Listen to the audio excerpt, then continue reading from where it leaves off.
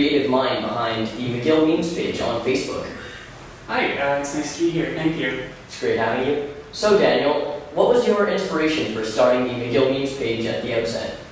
It started about a year ago, and I had seen kind of a couple of parody Twitter accounts. This was kind of like right at the height of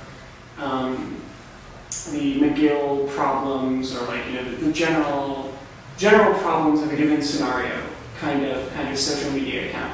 And so I kind of latched onto it. I saw kind of a lot of the same, but also kind of a comedy vacuum.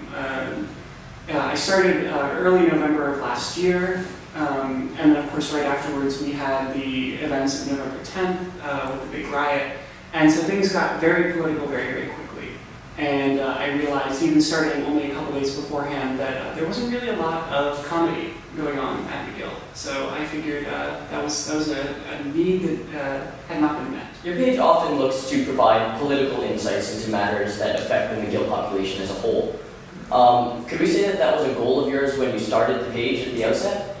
I guess at the outset I didn't have a lot of political motives. I mean, I think a lot of people, one of the most common things that I hear from people who talk to me about the page is they really appreciate how much that I, you know, for every time I kind of make fun of someone ascribing to a certain point of view, I make fun of the other side equally as much.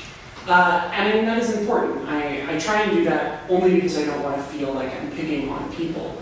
But as I started the page, and as it inevitably became more political, because you really can't be apolitical at McGill. I mean, everything about McGill, there has to be a political facet to it. There's nothing wrong with that. It's just that you have to understand that that's the culture.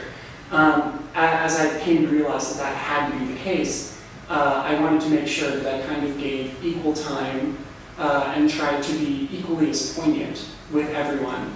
But I think something that's kind of funny is, you know, people have this kind of view of me as being, because I try and lend as much time to making fun of people on the left as on the right, or vice versa, that I'm this kind of lone centrist at McGill. I think a lot of people would be surprised to find out that I definitely ascribe to a certain political point of view. It's not terribly centrist.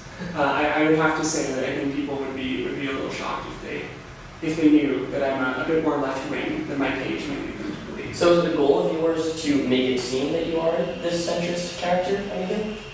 Not particularly. I don't identify as a centrist. I'm American, so a lot of times my political identification is, you know, are you a Democrat, are you a Republican, are you liberal or conservative? And I definitely am. I'm very unashamedly left-wing. But I don't try to go out of my way to make it appear centrist. I just don't want to necessarily come off as a bully.